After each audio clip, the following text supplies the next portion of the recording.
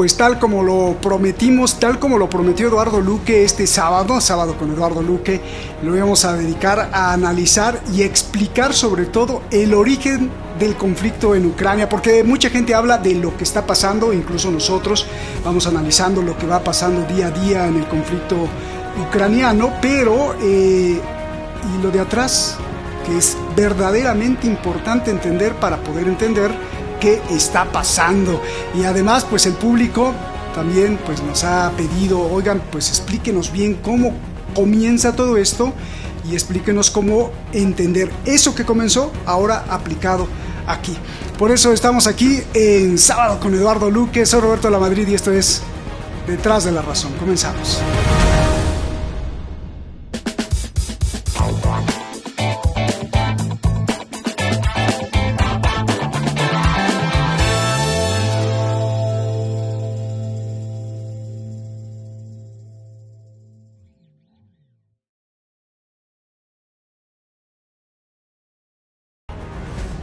Estamos listos para escuchar esta conversación sobre geopolítica de la guerra, el origen del conflicto en Ucrania y por qué las cosas están así.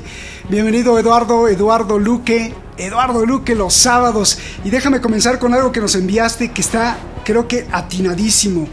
Dice Lord Palmerston Simpson: no tenemos aliados permanentes, no tenemos enemigos eternos, solo nuestros intereses son eternos y no cambian, y nuestro deber es seguirlos. Tremendo, Eduardo, ¿cómo estás? Pues vamos a escuchar con mucha atención los orígenes de la guerra y además has preparado una conferencia que me imagino ya la has dado en algún recinto académico, así que estamos muy contentos de que nos compartas todo este conocimiento, todo un proceso de diapositivas y las vamos a tratar de ir poniendo conforme tú vas avanzando. Comenzamos pues el origen de la guerra y me imagino que el origen de la guerra empieza con este ciclo de el propio origen y la ambición o la sed del sistema neoliberal de estar en un ciclo de guerras. Adelante, Eduardo, te escuchamos con mucha atención. Sí, efectivamente, lo que tenemos claro es de que, a ver, por un lado, yo veía la necesidad de explicar los orígenes de este conflicto, que son los mismos orígenes de otros conflictos. Es decir, por ejemplo, el conflicto de Gaza y el conflicto de Ucrania y el conflicto que se pretende en Taiwán tienen, de hecho, los mismos orígenes porque forman parte de todo un constructo general donde el sistema neoliberal ha entrado en una profunda crisis económica sistémica y que de alguna forma intenta solucionar mediante el único camino que conoce, que es la guerra. Es un problema. Antiguamente hubiéramos hablado de una crisis de sobreproducción. Es decir, llega un momento, por ejemplo, la Primera Guerra Mundial. No existía el neoliberalismo entonces, existía el capitalismo, el imperialismo como forma del capitalismo de expansión. Y en aquel momento existía una crisis de sobreproducción. Tuvo un efecto importante en 1898, en torno a 1898, que se resolvió esa crisis de sobreproducción con la enorme matanza de hombres, de mujeres, de población en la Primera Guerra Mundial. Con una explicación muy sencilla. Sobraban parados, sobraban obreros en paro, porque la producción era tal que la gente no podía consumir lo que se producía, porque tampoco los precios ni los salarios estaban adecuados para aumentar el consumo, y esta crisis de sobreproducción se une también a la necesidad de quedarse con más mercados, con más materias primas por todo el mundo. Automáticamente, ¿qué ocurre? Sobran trabajadores en paro, sobran materias primas que se han producido, sobran determinados productos. ¿Qué hacemos? Matamos a la gente, a los trabajadores que ahora están en paro, destruimos ciudades, consumimos enormes cantidades de materiales, de comida, de materia prima, en una guerra fabricando municiones, cañones y lo que necesitan los combatientes, y cuando acaba el ciclo volvemos o nuevamente a producir un nuevo ciclo económico que comienza en 1918, cuando acaba la Primera Guerra Mundial, y acaba nuevamente en 1939 con el inicio de la Segunda Guerra Mundial. Esto es un poco el origen del capitalismo como tal, de sus crisis. Son crisis cíclicas que se llaman, crisis que se suceden. Cada X años entramos en una crisis económica cada vez más profunda. Por ejemplo, recordemos la crisis del petróleo de los años 70 y la crisis de las inmobiliarias en 2008.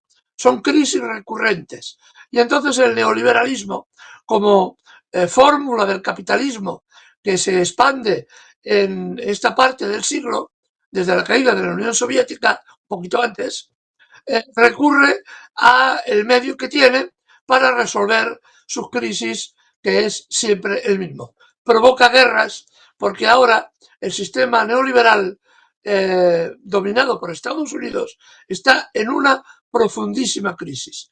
Su solución, la guerra y el conflicto, para intentar que los países que no están dispuestos a seguir los criterios de Estados Unidos tengan que hacerlo por vía militar. A esto es lo que conocemos como geopolítica de la guerra, ¿no? Y es el origen de todos los conflictos, está ahí, en el intento de apropiación de la riqueza por parte de unas élites cada vez más pequeñas, pero cada vez más insaciables, que no les importa ni poco ni mucho el dolor, ni el sufrimiento, ni siquiera la destrucción de países enteros o continentes por tal de acumular más y más riqueza. Aquí nos presentas que el modo de producción neoliberal capitalista recurre a la guerra de forma sistémica, como lo estás explicando. Y entonces, para simplemente dejar clara esta parte, es una manera, digo no porque no lo dejes claro, sino como para resumir, es una manera de reactivar, nos escribes, la economía en recesión para salir de la crisis que constantemente está en un ciclo, que pueden ser años o décadas.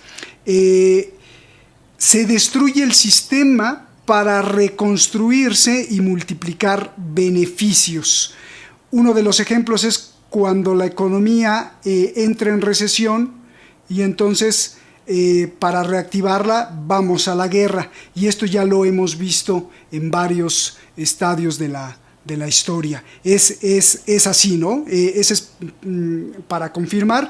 Y la segunda, nos pones una serie de guerras, como por ejemplo las guerras napoleónicas, la guerra de Crimea, la guerra franco-prusiana, y así te vas hasta la Primera, Segunda Guerra Mundial, Corea y Vietnam. ¿Cómo relacionas todo esto con la explicación que nos estás dando para cerrar esta primera parte? Fundamentalmente porque, por ejemplo, en las guerras napoleónicas el objetivo era la expansión del imperio francés, en este caso Napoleón, porque además los historiadores cometen, digamos, desde mi modesto punto de vista, también como historiador, ¿no? A veces se comete el error de la simplificación. Hablamos de Napoleón, como si Napoleón fuera realmente la figura que dirigiera todos los procesos económicos. No, había una clase social burguesa muy importante, nacida al albor de la Revolución Francesa, que necesitaba expandir sus capacidades y sus intereses, ¿no? Y utilizó a Napoleón y a todos sus generales y a todos el ambiente militar que había para expandirse a nivel de toda Europa. Y chocó contra otras fuerzas similares que vivían o que estaban en Inglaterra, que estaban en Austria, que estaban en Rusia, chocó contra esos. Entonces sale la figura de Napoleón como un gran general que gana batallas, gana todas las batallas hasta que pierde la principal, ¿no? Es decir, en ganar todas las guerras hasta la derrota final, ¿no? La derrota final, cosa curiosa, nuevamente se produce en Moscú. En Moscú es la gran derrota de Napoleón, ¿no? Entonces, esto es lo que estamos viendo.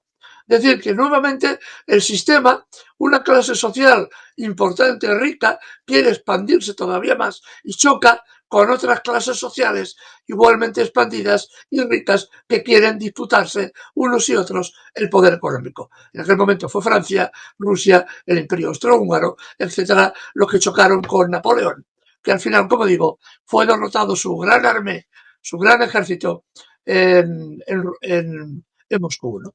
Después lo vimos en otras guerras. La guerra, por ejemplo, por la lucha por la esclavitud, de hecho, por la expropiación de la riqueza en África, que eran los esclavos, porque necesitaban mano de obra, sobre todo para Latinoamérica y el sur de Estados Unidos, para las grandes plantaciones de azúcar y de algodón, ¿no? Después vino la guerra del petróleo del siglo XX, recordemos ya que parece olvidada y está aquí, hace 4 días, la guerra de Irak-Irán, el genocidio en Irak, nuevamente un genocidio, otro genocidio impulsado por Occidente, especialmente por el Reino Unido y Washington, y ahora vemos la guerra por los recursos naturales de Ucrania o de Gaza. Gaza, como aquí hemos explicado, conserva y tiene unos fondos marítimos muy ricos en gas y petróleo. Y esto es muy deseable por parte de la potencia ocupante que es el régimen de Israel. Fíjense que yo no hablo de gobierno, no pienso que esta gente sea un gobierno, son un régimen, no llega ni al grado de gobierno, sino un régimen. Y entonces vemos otra guerra, que es la de Gaza, por los recursos también, no solamente por la tierra, por expulsar a los palestinos, sino por apropiarse del gas y del petróleo. Esta es la base de la mayor parte, por no decir todas, los conflictos militares que nos envuelven y que están alrededor nuestro. Eduardo, vamos a la parte 3, que es uno de los lados muy oscuros de la guerra, que es estas herramientas que se utilizan. La guerra para desviar la atención, la guerra para infiltrarse en gobiernos, la guerra para promover gobernantes populistas que le echen la culpa a todos, desviando la atención, la guerra para promover presidentes que polaricen a la sociedad, que estén eliminando instituciones, destruyendo culturas. Y aquí nos pones un ejemplo que nos remite a 1914, cuando se atenta, se trata de destruir incluso el movimiento obrero. ¿Cómo es todo esto para ir avanzando, Eduardo? Fundamentalmente porque para el sistema también utiliza las guerras para desmontar, digamos, y acabar con ventajas que había conseguido el movimiento obrero, en este caso europeo, fundamentalmente, lo había conseguido con años y años de lucha y de sacrificio y de sangre.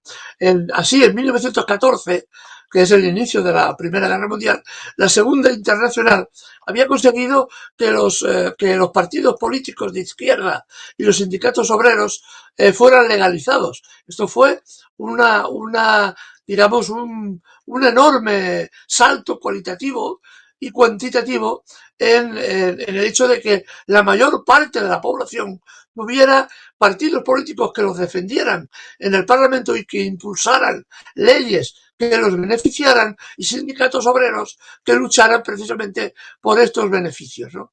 En ese momento el sistema capitalista, perdón, aún no había aparecido el neoliberalismo como tal, el sistema capitalista decide que una buena guerra es la que va a conseguir que todo esto retroceda y que los obreros que ahora pedían pues una jornada de 8 horas, que se había conseguido, que habían conseguido que sus partidos estuvieran y sus parlamentarios dieran batallas en los parlamentos de cada país para conseguir mejoras sociales, y que la militancia, que la gente se estaba concienciando de que esto era necesario, en ese momento montamos una enorme campaña publicitaria inmensa. Ya hablamos el día pasado del sobrino de Freud y de otros como él, que participaron en la creación de este imaginario colectivo, que decía, los franceses decían de los alemanes, que violaban a las mujeres belgas cuando Alemania invadió la Primera Guerra Mundial, invadió la zona de Bélgica, que violaban que mataban a los niños. Crearon películas donde se insinuaba estas películas fueron rodadas en Estados Unidos y se proyectaban en los cines franceses, ingleses y de Occidente como si fueran rodadas por los alemanes, gloriándose de las violaciones que cometían de los derechos humanos. Es decir, esta es la realidad de la propaganda. Esta propaganda la hemos visto, por ejemplo, en Siria, cuando la guerra en Siria, muchos de los vídeos que hemos visto estaban rodados por directores de alto nivel de los estudios de cine de Estados Unidos.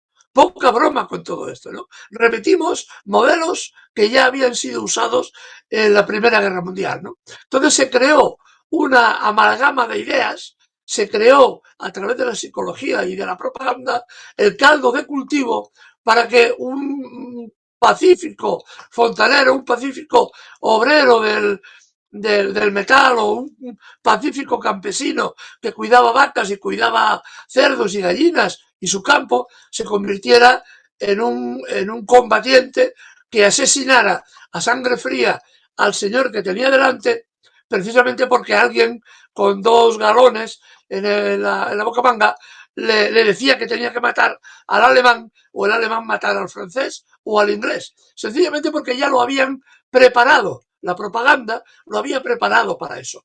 Por eso es posible que ahora sociedades occidentales veamos o vean mucha gente con un cierto lejanía todo lo que pasa en Gaza. Ahora vemos cómo se está moviendo los estudiantes, pero ha conseguido mucho, que son una cierta lejanía, o lo de Ucrania. Mira, son los de Ucrania los que están matando, son los rusos, que son los malos, y son los ucranianos, pero bueno, una cosa que como ya está repetida, ya queda lejos, ¿no?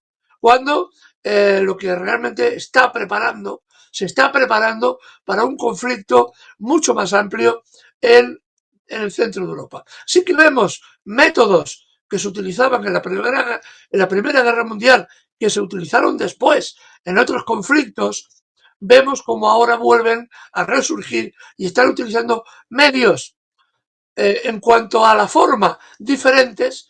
Ahora actúan las redes sociales con mucha más importancia, cosa que no existían en la Primera Guerra Mundial, pero el fondo de la cuestión viene a ser lo mismo. Hay que preparar la mente de la gente para que asuma como una necesidad ineludible que tenemos que ir a la guerra para ir a salvar a no sé quién. Pero si rascamos un poco, veremos que vamos a salvar los negocios del señor Musk, del señor de tantos y tantos, del señor Soros, de tantos filantrocapitalistas infinitamente ricos y que siguen peleando entre ellos por ver cuál es más rico y cuál atesora más, ¿no? Y podemos ver cómo están preparando el territorio y la mente del mundo para saltos cuantitativos y cualitativos en cuanto al modelo social. El transhumanismo, es decir, el fin de la raza humana como la conocemos, es una cosa que está en las mesas de diseño de las grandes corporaciones internacionales. Y la guerra es uno de los métodos que tienen para reducir no solo a la población, sino acumular más y más riqueza. Bien, Eduardo, pues hasta ahora vamos avanzando, creo que muy cimentadamente, poco a poco y muy sólidamente para ir entendiendo el conflicto en Ucrania. Me gustaría que empezáramos a relacionar todo esto que me dices con ya la guerra en Ucrania, pero antes no dejar pasar lo que dices en tu siguiente punto, que es que el liderazgo comercial de un país refleja el peso de ese país en el mundo, pero en la actualidad ya no solo es el peso de ese país en el mundo, sino que estamos hablando del peso de un sistema. Y esto, si me dejas, en la antropología sería el peso de una cosmovisión que trata de imponer no solo cómo debes de comprar, qué debes de comprar, sino cómo debes de pensar para que todo esté girando en torno a la ambición central de ese mismo sistema que ha sobrepasado el propio país del peso anterior en la historia. No sé si te interpreté bien, Sí, Eduardo. sí, sí, sí, sí. Es decir, lo que aquí vemos, por ejemplo, es, digamos, el meollo de la cuestión, ¿no? El meollo de la cuestión. Cuando aparece el sistema neoliberal, por poner una fecha, por ponerla, pues tampoco es cierto exactamente para que lo entendamos. La caída de la Unión Soviética puede marcar ese punto de ruptura, ¿no? No es así, ya lo digo, ¿eh? Pero para simplificar la imagen en los que nos vienen, ¿no? A partir de ahí se está produciendo un problema de liderazgo. Desde que acaba la Segunda Guerra Mundial, el único país, digamos, importante de Occidente es Estados Unidos, que es el único país que ha salido, digamos, especialmente beneficiado con la Segunda Guerra Mundial. Sus bajas son muy limitadas, no llega a 300.000 hombres, así que es un precio perfectamente asumible para la sociedad norteamericana, pero se convierte en Norteamérica, una vez que acaba la guerra, en la fábrica del mundo. Y a partir de ahí solo tiene un rival, que es la Unión Soviética. La Unión Soviética mantiene esta lucha soterrada, a veces caliente, a veces muy caliente, a veces a punto de acabarse todo, pero al final se destruye la Unión Soviética. No entraremos aquí el porqué. eh, Se destruye la Unión Soviética y en ese momento el liderazgo de Estados Unidos queda incólume. Es el único país, la única potencia fundamental que puede hacer y deshacer prácticamente lo que le viene en gana. Menos algunos reductos que se mantienen ahí duros, como Cuba, que es un país pequeñísimo, que planta cara, como fue en su momento Chile, que fue, ya sabemos, cómo acabó el experimento socialista en Chile, como es otros movimientos sociales que se mantienen en África, que acaban con el asesinato de Lubumba y otros dirigentes políticos, etcétera, ¿no? Entonces, Estados Unidos ve en el neoliberalismo el final de los tiempos, como escriben algunos de sus más preclaros estas personas que hacen propaganda, ¿no? De los más precarios propagandistas, ¿no? Hablan del final de los mundos. Se equivocan, porque el final de la historia no está aquí, sino aún hay mucho más recorrido, ¿no? Hablan del final de la historia, pero el neoliberalismo en su seno tiene digamos, un virus que lo corroe. Necesita ganar más, siempre más, como sea más, más y más y más y más. Entonces, ¿qué descubren? Descubren que deslocalizando las empresas, llevándoselas de Estados Unidos, de Europa hacia China, por ejemplo, van a obtener mayores beneficios y van a incrementar su beneficio enormemente, ¿no? Esto es lo que hacen. Y de alguna forma cavan su propia tumba, porque al destruir su base industrial, lo único que les queda, la riqueza, es el dinero, el papel, el papel. Es la, es, tiene un nombre que se define precisamente como eso, ¿no? Llega un momento en que solo es el papel lo que maneja Estados Unidos, vive de la deuda, igual que Europa, viven de la deuda, y esta financiarización de la economía, convertir la economía en finanzas, es precisamente la tumba que va a acabar este modelo neoliberal en el proceso que estamos. Mientras los países que han recibido esa industria, China especialmente, ahora se han convertido en, digamos, la fábrica del mundo. Estados Unidos, lo decíamos el otro día, si China puede construir un portaaviones en 5 años, Estados Unidos necesita 15.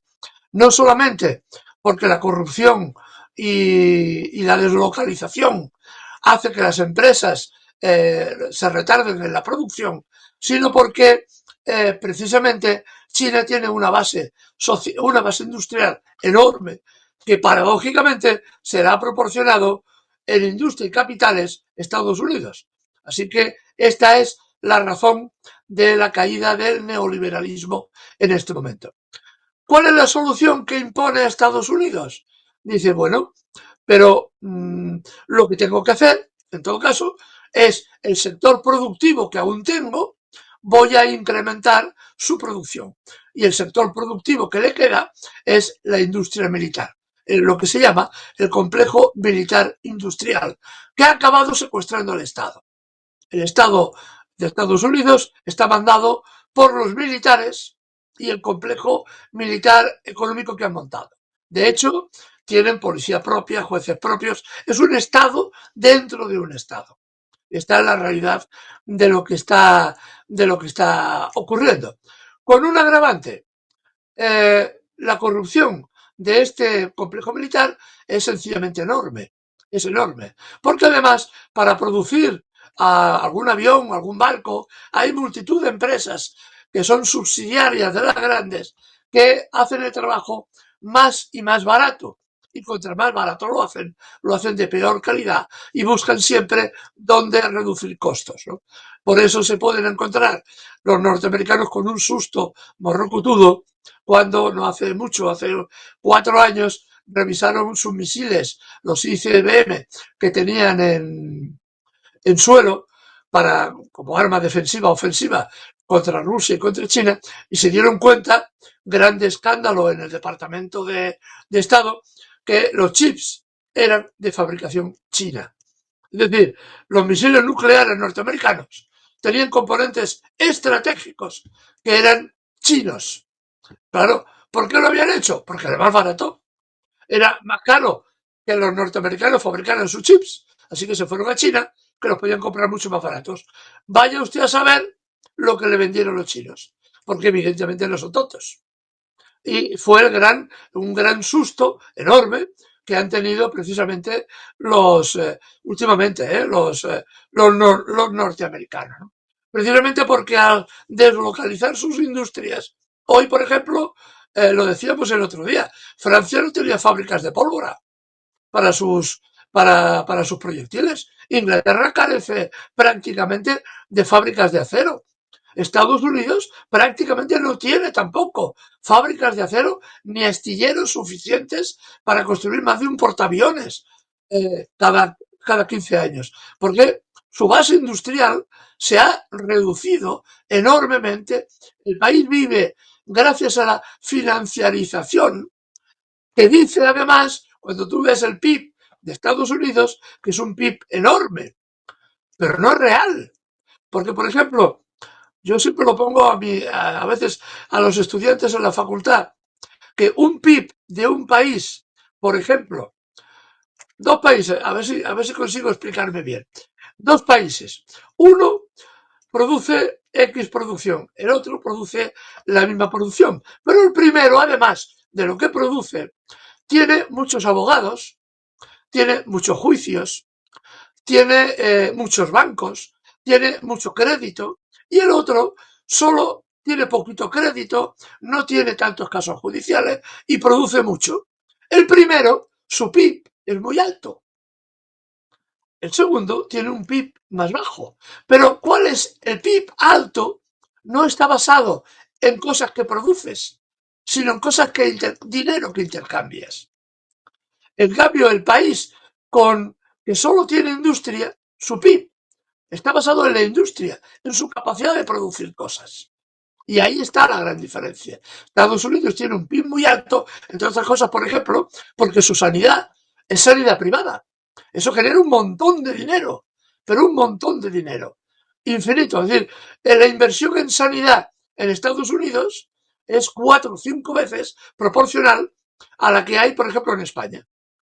Y la sanidad española, hasta este momento, era mucho mejor que la sanidad estadounidense. ¿Por qué es así?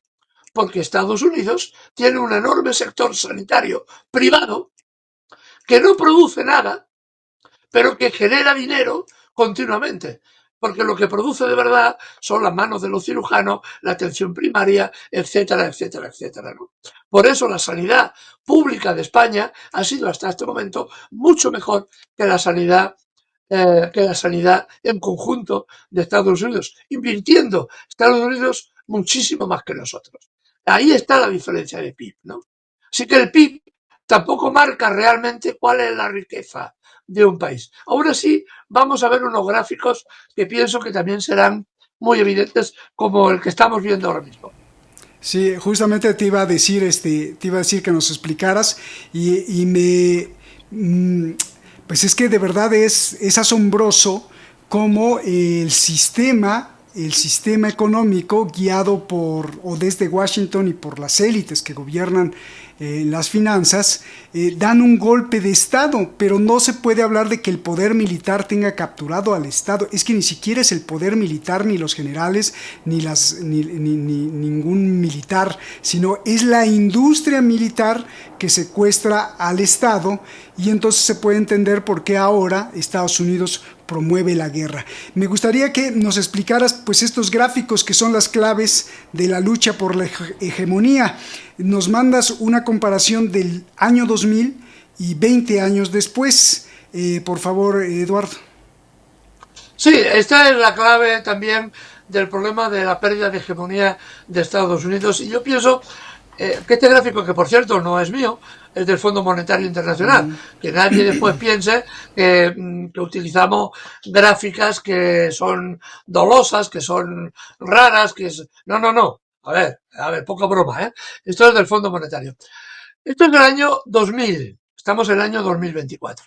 En el año 2000 vemos el circulito que representa la bandera estadounidense, vemos aquel circulito pequeñito que es China, ¿lo veis?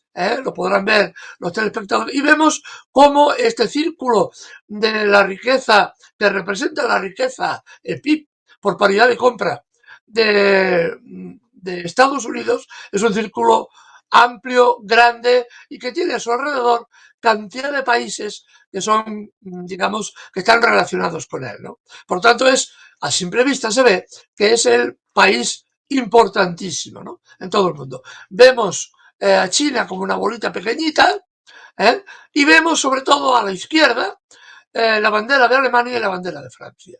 En este caso, vemos como estos dos países, aún sumados, no llegan al grosor de la bandera norteamericana. ¿Qué significa esto? Significa que esto es la Unión Europea, y con todos los países que se relacionan. Vemos también a Rusia como una bolita pequeñita, está debajo de Alemania, y vemos como en el año 2000 el principal país importante por PIB, por paridad de compra, es Estados Unidos, y le sigue a distancia Alemania, Francia, China y Rusia.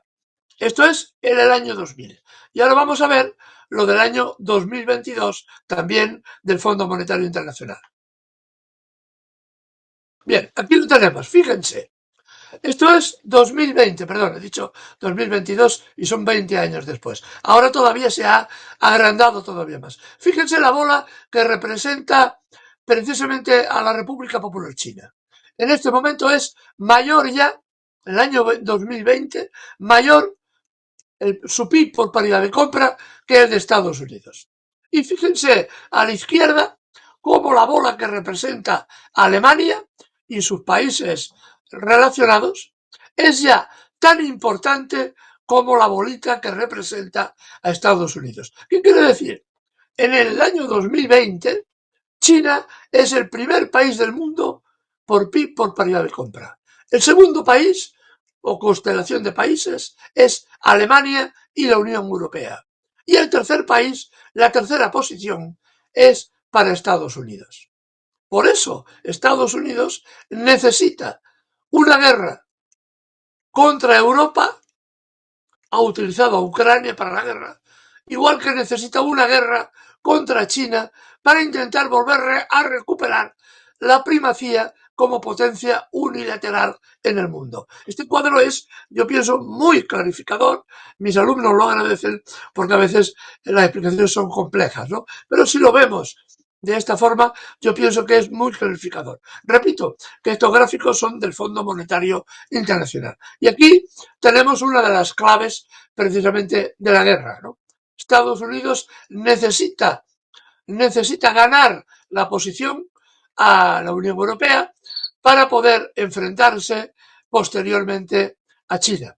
Esto es, el problema es que los dirigentes políticos norteamericanos podrían haber logrado esto sin necesidad del conflicto militar, pero el complejo militar industrial norteamericano no sabe no sabe cómo hacerlo, ha acumulado enormes stocks de municiones que tienen que sacar adelante, y un buen recurso para sacarlo adelante es evidentemente la guerra. Por tanto, yo diría que con estos dos gráficos podremos entender cuál es el origen profundo del conflicto en Ucrania. Y déjame preguntarte entonces algo más profundo en el sentido de la OTAN, porque vamos directamente a la profundidad militar. Es decir, quiero reducirlo así de grosso modo, Eduardo. Estados Unidos estaría aplaudiendo y feliz de que salieran volando los misiles de Rusia y atacaran Europa, porque entonces así mataría dos pájaros de un tiro. Rusia le haría el favor. Dos, aparentemente ayudaría a Europa, pero no sería el objetivo final. Tres, y aquí me queda una duda que está relacionado con los siguientes gráficos. Si dices que Estados Unidos ha estado calculando una guerra para desbancar a Europa como una de las grandes potencias económicas, digamos la Unión Europea, todos unidos, entonces la OTAN, ¿qué papel juega? ¿Sí de expansión y de ir acosando a Rusia, o un papel de, ya me están llamando de que no debo decir eso, o un papel ¿de qué? Porque si está utilizando la guerra para desbancar a Europa, ¿por qué está encabezando la OTAN para defender a Europa? Ahí sí me gustaría que nos explicaras. Europa. La OTAN no está defendiendo Europa. La OTAN sirve básicamente para que Europa compre armamento al complejo militar industrial norteamericano, fundamentalmente, porque la OTAN no es libre de comprar las armas que quiera. Es decir, los españoles, pongamos por caso, tenemos astilleros para fabricar fragatas y otros barcos de guerra. Pero esos barcos de guerra, inmediatamente que salen, son armados por el complejo militar industrial norteamericano, que es el que te vende los misiles antiaéreos, los misiles antibuque, etcétera, etcétera. Entonces, o sea que esto es la OTAN no está defendiendo, al pueblo europeo. No. La OTAN sirve básicamente para que Europa sea vasalla de Estados Unidos. Pensemos que la OTAN tiene un centenar de bases militares, si no me falla la memoria, solo en Alemania. Esas bases militares norteamericanas en Alemania no están ahí para defender a los alemanes, que no han sido amenazados hasta ahora. Están para imponer una política determinada en Europa. Igual que en Alemania hay bases en Francia, hay bases en Italia, hay bases en España, y hay bases en Reino Unido, en Bélgica, en Holanda, en Dinamarca, prácticamente en todos los países europeos. Cuando Estados Unidos entra en guerra y intenta ocupar una parte del continente europeo, una de las condiciones que impone a sus aliados, entre comillas, es que ellos se van a quedar ahí. Se van a quedar dentro de Europa, pero no para salvarnos. Se van a quedar básicamente para controlar Europa y que Europa sea dócil a los intereses de Norteamérica. Así que esto viene a ser como hicieron con Afganistán. Cuando se vieron perdidos de Afganistán, huyeron como pudieron de Afganistán sin avisar a sus aliados y los dejaron perfectamente en la estacada. Soldados españoles, ingleses, franceses no sabían en absoluto que Estados Unidos se había retirado de Afganistán corriendo, y los dejaron tirados ahí que te arregles como puedas, ¿no? Porque yo ya no me conviene seguir aquí, ¿no? Este es uno de los escenarios posibles, depende cómo acabe el conflicto de Ucrania, que podíamos encontrar, ¿no? Otro es todavía peor, ¿no? Pero este podría ser uno de los escenarios posibles. Un conflicto ampliado en el territorio ucraniano de tropas europeas y una vez que la cosa se ponga mucho más difícil, Estados Unidos deja en la estacada perfectamente a los dirigentes europeos que son perfectamente, digamos, suprimibles. Oye, ahí estamos viendo, vamos a ver tres gráficos que nos envías, las claves de la expansión de la OTAN, y son tres gráficos, si nos gustas explicarlos. Y esto, pues, hace visual justamente lo que estabas diciendo, porque entonces la intención de la OTAN no es cuidar al pueblo europeo, o más bien es cuidarlo de que no se salga de las normas, ¿no? Efectivamente. Ay, Y, ay, ay. y además aprovechar una expansión para mostrar el poder o el control en el mundo, ¿no? A ver, ahí no sé cuál vemos primero. Esta misma es también muy clarificador Ajá. porque aquí lo hemos de poner en contexto también, ¿eh? La expansión de la OTAN se produce especialmente cuando se produce la unificación alemana, cuando se No. produce la unificación de la República Federal y de la República Democrática. En ese momento se firma un acuerdo entre Gorbachev y posteriormente Yeltsin con Helmut Kohl, eh, canciller alemán, y con Estados Unidos, por el cual la OTAN, que le preocupaba mucho a Rusia, bueno, la URSS en periodo de destrucción, de desaparición, le preocupaba mucho que la OTAN, que estaba limitada a la zona azul que vemos en el mapa de 1990, se quedara ahí sin moverse. Y los países que eran de Centro Europa se convirtieran en países neutrales que no estuvieran bajo control de la OTAN. Esto es lo que se había firmado. ¿Qué es lo que pasó? Ni Alemania, que estaba dispuesta a reconocer esto, ni mucho menos Estados Unidos, que vieron la enorme debilidad de Rusia, decidieron romper el acuerdo y fueron expandiéndose hacia las mismas fronteras de Rusia, hasta las mismísimas fronteras. Llegaron, incluso dieron golpes de Estado en Lituania, en Estonia, en Letonia, revoluciones de colores, lo llamaron como lo llamaron en muchas formas, no eran sino muchos golpes de Estado disfrazados. Y entonces la Unión Europea se apuntó perfectamente al carro, porque la Unión Europea estaba comandada y estaba hasta el inicio de la guerra por Alemania, que era el gran país europeo, lo que decía la señora Merkel o el señor Kohl anterior que ella, el señor Reiner anterior que la señora Merkel, es lo que se hacía en Europa. ¿Por qué? Porque volvemos a repetir escenarios de hace siglos. Si Francia tenía ambiciones imperiales en la época de Napoleón, intentó conquistar Rusia y ahora está repitiendo el escenario.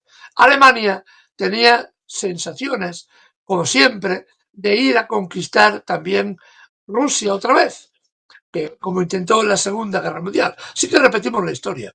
Así que Alemania en 1990 comienzan a romper todos estos tratados y expanden la OTAN hasta las mismas fronteras con Rusia.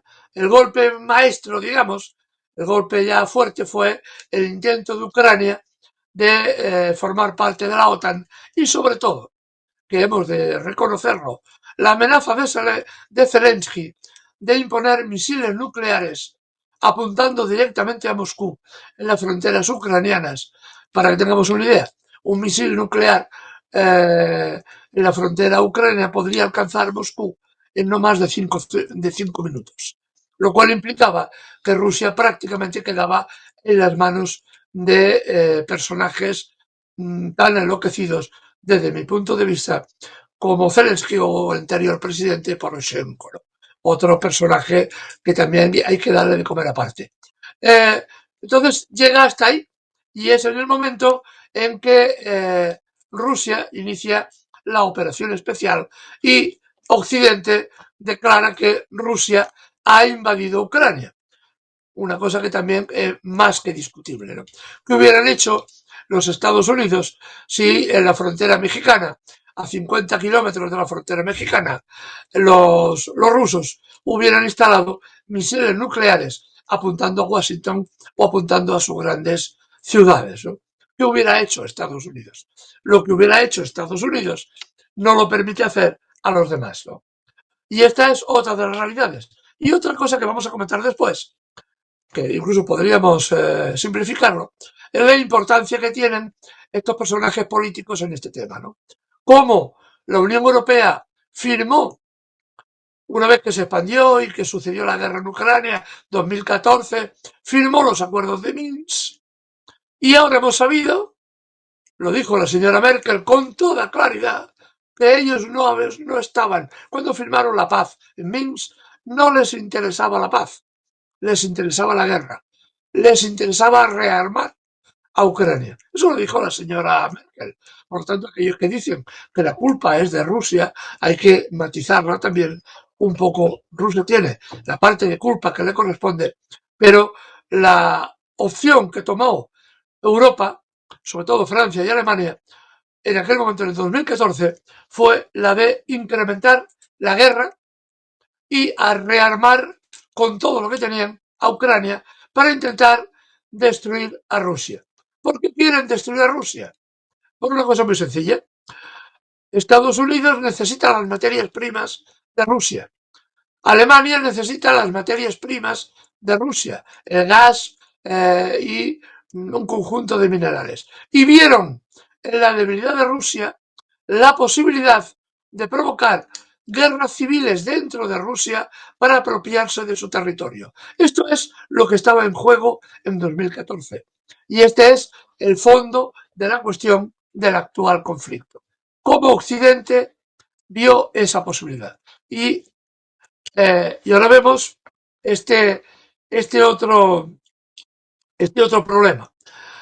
En medio de toda esta, digamos, objetivo, Alemania por un lado, Washington por otro, Alemania comete un error fundamental. Se cree sus propias capacidades, pero tiene un telón de Aquiles enorme. Así que cuando Alemania rompe los tratados de Minsk, y decide apostar por Ucrania, rearmando Ucrania, los rusos le recuerdan que tiene un talón de Aquiles. Y el talón de Aquiles es el gas. Alemania necesita gas. Su industria vive del gas. Y ese gas solo tiene un origen: Rusia. Rusia proviene de gas en cantidad, en calidad, en abundancia y a buen precio a Alemania, que es lo que ha permitido que Alemania se creciera económicamente después de la unificación. Sin ese gas ruso, Alemania no habría crecido lo que ha crecido. Por tanto, la inteligencia de los políticos alemanes apoyan a Ucrania pensando que Rusia cederá, cederá y cederá. Y no es así. No calcularon esa posibilidad. Aquí tenemos el cuarteto de Alejandría. Aquí tenemos precisamente los que firmaron los tratados de Minsk. Por un lado, el señor Putin, unos años más joven, y el presidente de Bielorrusia, que también firmó los acuerdos de Minsk, y la señora Merkel, el presidente francés, y el señor Poroshenko, que también lo firmaron y que no los cumplieron. Estos sabían que no iban a cumplir los acuerdos de Minsk, que no les interesaba la paz. Querían apropiarse de las riquezas de Rusia. Y esto es, remedaban otra vez. La señora Merkel pensaba otra vez, seguramente, en el Cuarto Reich. Y el señor, el presidente francés, aún se creía, como el señor Macron ahora, que era otro Napoleón. Y pensaba también repetir las hazañas de Napoleón invadiendo Rusia, ¿no? Se olvidó que Napoleón fracasó en Waterloo y ahí acabó su historia. Pues no, estos personajes no pensaron en esto, ¿no? Estos son realmente lo que ha pasado, ¿no? Lo que ha pasado. Alemania necesitaba gas y comenzó la guerra, comenzaron, digamos, las dificultades con el gas y Estados Unidos hizo una jugada maestra. Dijo, ahora es la hora de que dobleguemos finalmente a Alemania y con Alemania toda Europa. Y entonces se produce la voladura del Gulf Stream, que era la vía por donde iba a entrar el gas en abundancia, en calidad, en cantidad y a buen precio que esperaba ansiosamente Alemania. Estados Unidos revienta eso. Revienta entonces la posibilidad de que la industria alemana siguiera compitiendo con la industria norteamericana. El gas era la clave de la competencia. Todas estas líneas de gas que vemos, por ejemplo la de Nabucco, la del Nord Stream, la del Yamal, solo queda un pequeño ramal que todavía nutre de gas ruso a Alemania y que pasa curiosamente por Ucrania, que es lo que necesita Alemania como agua de mayo, pero la inteligencia de los políticos alemanes es tal que siguen provocando a Rusia para que incluso acabe cortando este ramal. ¿De dónde le viene ahora el gas a Alemania? Le viene, como no, de Estados Unidos, del fracking de Estados Unidos, pero le viene muy caro, un 60, entre el 40 y el 60% más caro, y en pequeñas cantidades que no dan abasto para abastecer la demanda que tiene Alemania. Muchas industrias alemanas ya están pensando en, algunas ya lo han hecho, cambiarse y deslocalizarse hacia China, que tiene asegurado el gas ruso, y otras están intentando hacer trampa con el gas, sobre todo comprando gas a Pakistán y a la India, cuyo gas no es suyo, sino es gas ruso. Los rusos venden el gas a la India, se lo venden a Pakistán y los alemanes y los europeos, que somos muy listos, compramos el gas mucho más caro, compramos el gas ruso mucho más caro a los hindúes y a los pakistaníes. Somos de una inteligencia soberbia, sin duda alguna. Así que aquí tenemos la clave de esta guerra y la clave con la cual Estados Unidos piensa hundir a toda la Unión Europea y especialmente a Alemania, que la tiene absolutamente prisionera.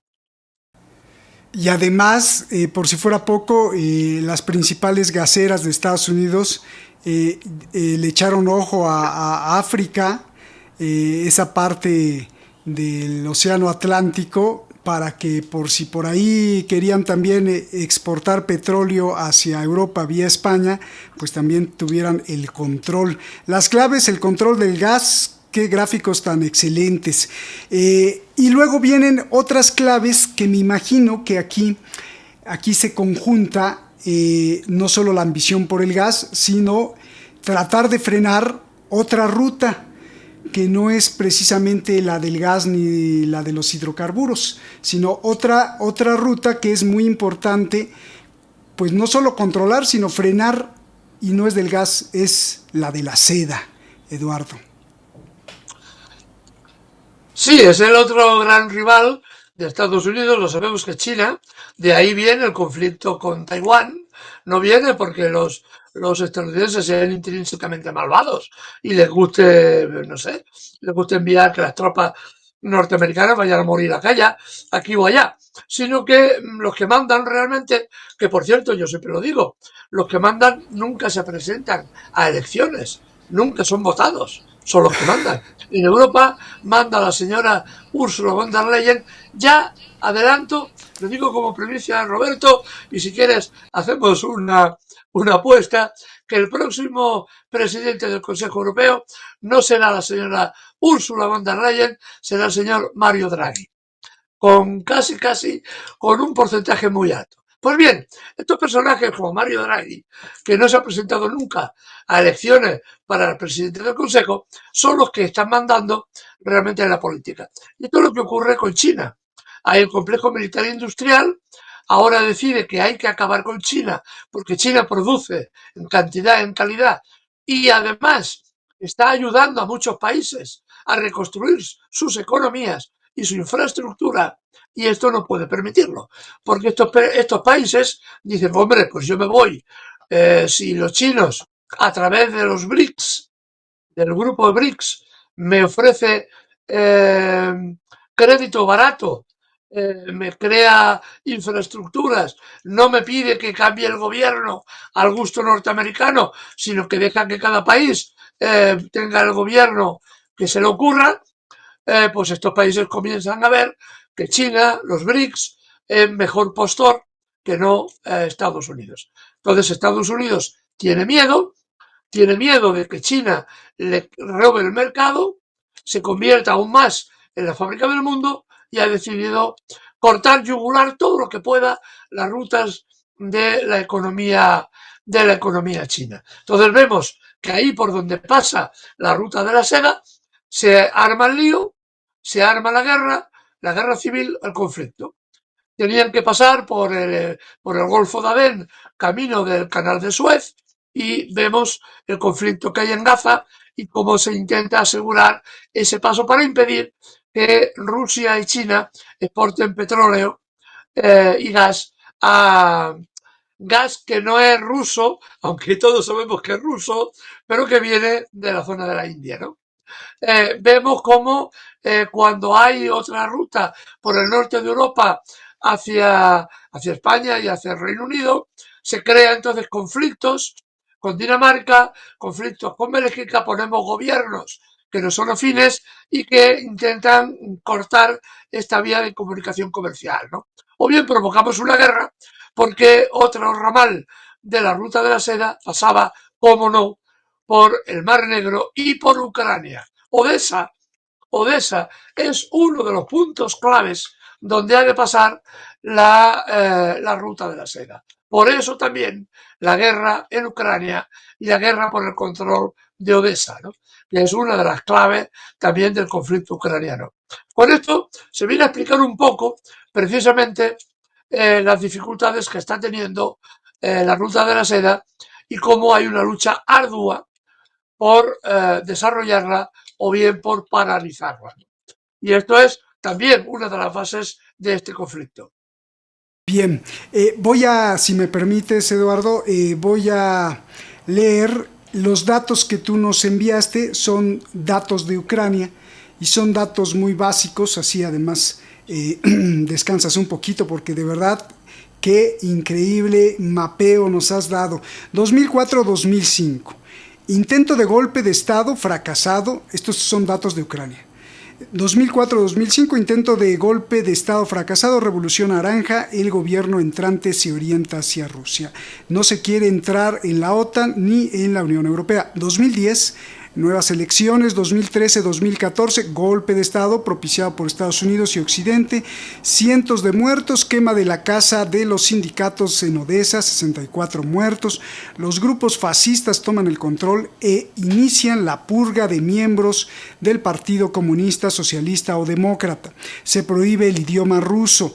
2014-2015, guerra civil, zonas del sureste del país se declaran independientes. Un referéndum ampliamente seguido permite a Crimea adherirse a Rusia.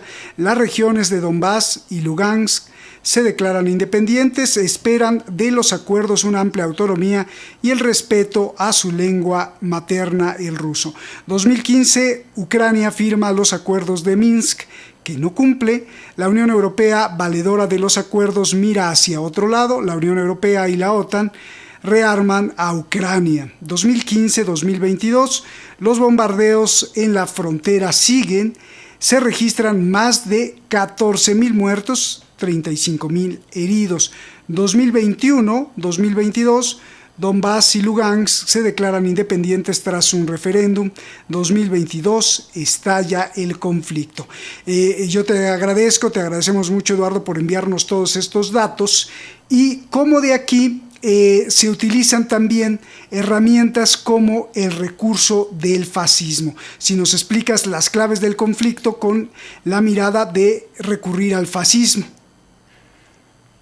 El fascismo como tal no es una ideología que nace de la nada, sino que tiene raíces profundas que se ancla precisamente en el neoliberalismo y en el capitalismo. El capitalismo, cuando necesita una acción violenta contra una sociedad estructurada, recurre a grupos fascistas que sabemos cuál es su ideología, que hoy se camuflan de muchas formas. Hoy el señor Milei podemos decir que tiene una ideología neofascista, ahora se llama neofascista, engaza el Estado hebreo, es un Estado propiamente fascista, pero que se le autodenomina prosionista o se pone otro tipo de adjetivo.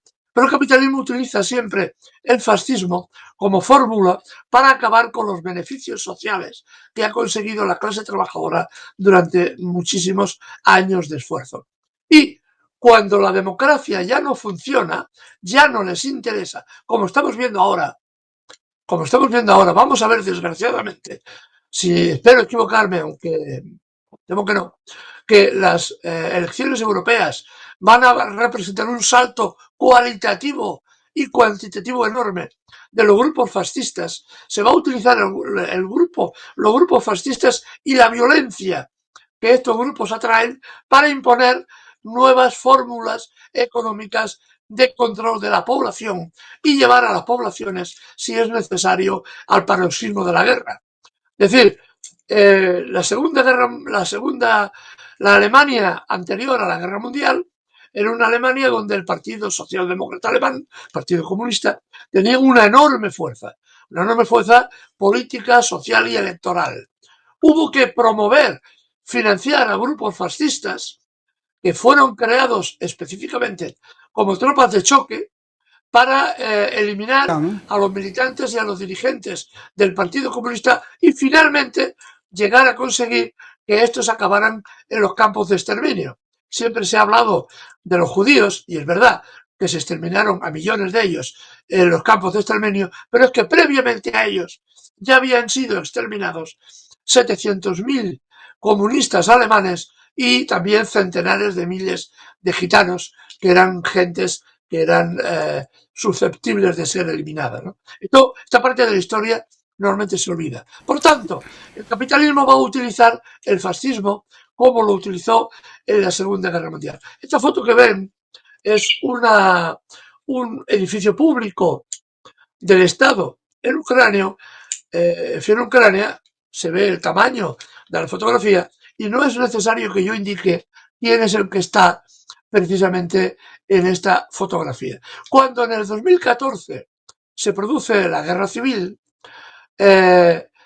automáticamente hay un incremento enorme de los grupos parafascistas en Ucrania que se imponen, acaban teniendo representación parlamentaria muy pequeña, pero en cambio tienen un amplio respaldo político y militar en la sociedad y van eliminando a sus opositores. De ahí que cientos, miles de militantes de partidos comunistas o socialistas o sencillamente gente demócrata son encarcelados y hoy Ucrania es también una enorme cárcel muy importante porque no hay oposición prácticamente a Zelensky, porque toda la oposición o está muerta o está encarcelada. Esto es lo que han olvidado los dirigentes europeos. Y esta imagen, precisamente de marzo del 2014, es un recuerdo precisamente de lo que Europa y Occidente está promoviendo en la guerra de Ucrania. El nacimiento y el fortalecimiento del fascismo. Y esto lo pagaremos en Europa a no tardar mucho, desgraciadamente. Bien, sí, incluso en el siguiente gráfico ahí veremos a Stefan Bandera, que luego ese nombre pues sale a relucir en las manifestaciones en Kiev. Y esto pues nos da pie a hablar también de la intervención occidental, o sea, ya preparado el terreno de la mente o el terreno ideológico, pues entonces podemos estar escuchando gente como Victoria Nuland, cómo participa en las manifestaciones en el 2014 y cómo promueve la supuesta democracia o cómo promueve el supuesto cambio en el Maidán, cómo promueve me salto, perdón, del 2014 hasta hace una semana que nos pones tú de cómo promueve David Cameron, que pues es válido que los misiles británicos crucen el cielo y caigan en Rusia, no hay ningún problema. Háblanos un poquito de la intervención occidental y también, que nos estamos enrutando ya hacia el final, la intervención de los medios occidentales, que creo es también muy importante, Eduardo. Sí, son dos cuestiones que van íntimamente ligadas, ¿no? Es decir, Occidente no puede vivir sin una capacidad mediática para imponer sus criterios, sus ideas, porque evidentemente nadie en su sano juicio que tuviera una cierta capacidad de raciocinio estaría de acuerdo en ir a la guerra. Así porque sí, a mí particularmente, ni a mí ni a nadie nos han hecho personalmente nada, ni los rusos, ni los franceses, ni los ingleses, ni nadie, absolutamente nadie. Esos son ciudadanos tan buenos o tan malos como cualquiera de nosotros. Por tanto, no tenemos ningún problema con ellos y en cambio nos están incitando para que vayamos a la guerra. Y esto forma parte no solo de la agenda política de este personaje, Victoria Nuland, esta absoluta mujer difícilmente calificable por la maldad de sus actos, no solamente por el tema de Ucrania, sino por su participación en otros conflictos igualmente sangrientos, como el de Libia o el de Siria. Donde va esta mujer, detrás deja un reguero de muertos y destrucción. Y esta señora, curiosamente, ha sido un alto cargo, altísimo cargo, del Departamento de Defensa en la época de Obama, un demócrata, pero que también fue un altísimo cargo en la época de Trump, un republicano, y ha sido un altísimo cargo, ahora la han despedido hace un mes, en la época de Biden, otro demócrata. Es decir, el problema de la intervención no es un problema de partidos políticos. Algunos dicen, no, es que los demócratas son mejores que los republicanos. Mentira. Es un problema de estilo de trabajo, de estilo de país y de clase social. Esta señora representa una clase social, un grupo social que está más allá del bien y del mal, que ellos creen que están más allá del bien y del mal y que lo único que les preocupa es atesorar más y más riqueza, ¿no? Entonces, son, digamos, los actores necesarios para este conflicto. Y el de la derecha es el señor McCain, un,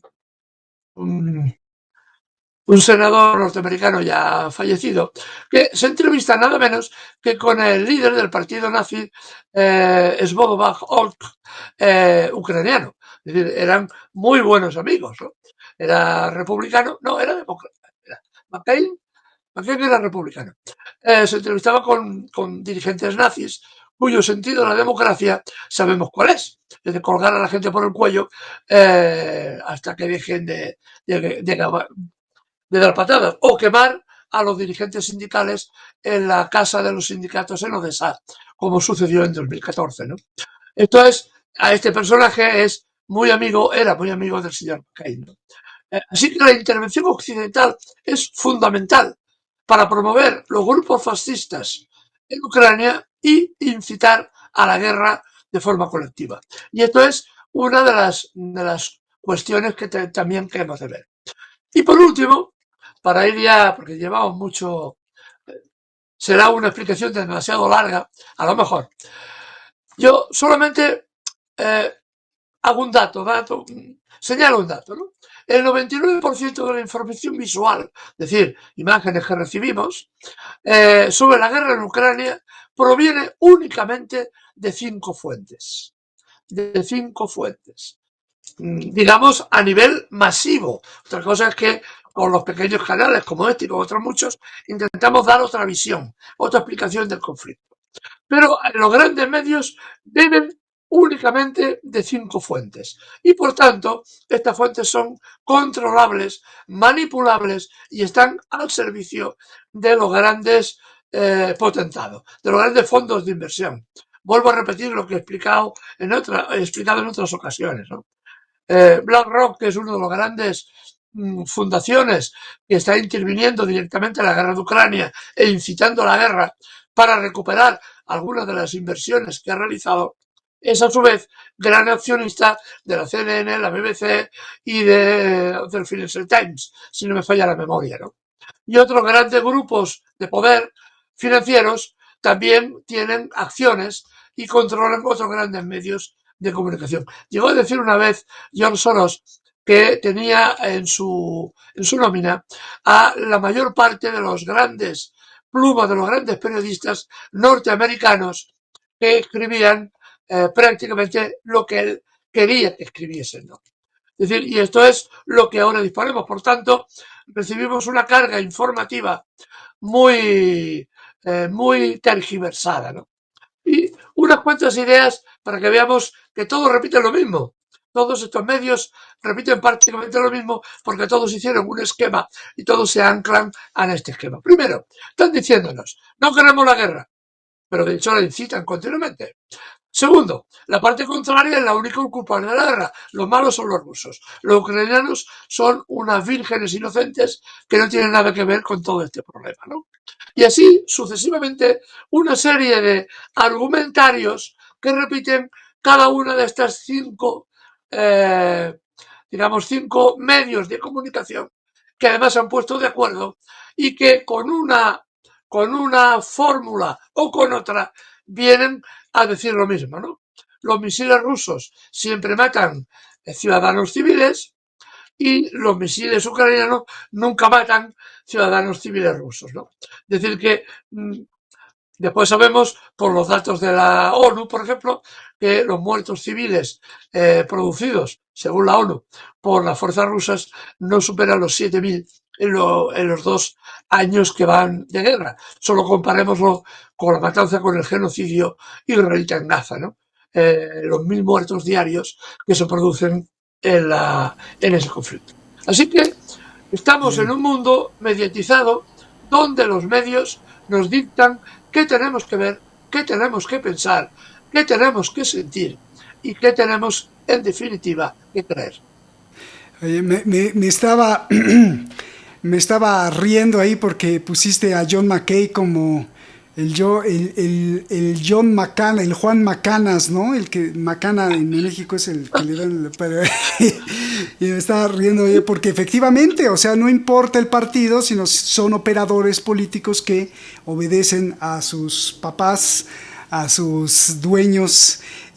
También en los medios, cuando dijiste son de 5 fuentes las noticias que recibimos y te iba a decir, una de ellas es Walt Disney. Walt Disney Company, que es la propietaria, por ejemplo, de ABC o ABC News. Entonces, bueno, pues todo está concatenado y todo está relacionado, ¿no? Parece ser que estamos viendo en una película de dibujos animados y no parece ser, sino que los mismos que hacen dibujos animados también nos entregan la información para que sepamos de qué estamos hechos y hacia dónde vamos. Y nos envías una frase después digo de quién es, cuando suban los precios y los pobres no puedan alimentar a sus familias, los pobres, fíjate nada más qué desprecio, y los pobres no pueden alimentar a sus familias, saldrán a la calle, o sea, van a ver que sí van a salir a la calle. Esto lo dijo Kristalina Georgieva, la presidenta del Fondo Monetario Internacional, y nos los envías tú, Eduardo. Eduardo Luque, pues tus conclusiones de toda esta guerra en Ucrania, que más bien podríamos decir guerra económica, lucha de poder, guerra por el control mundial. Tu conclusión. La frase que dice la señora, la directora del Fondo Monetario Internacional, es muy importante, porque evidentemente cuando los pobres pasen hambre, entonces hay el peligro de revuelta. Pero precisamente para evitar ese peligro de revuelta nos incitan y nos imponen una guerra. Vemos la economía de Europa cómo se va contrayendo.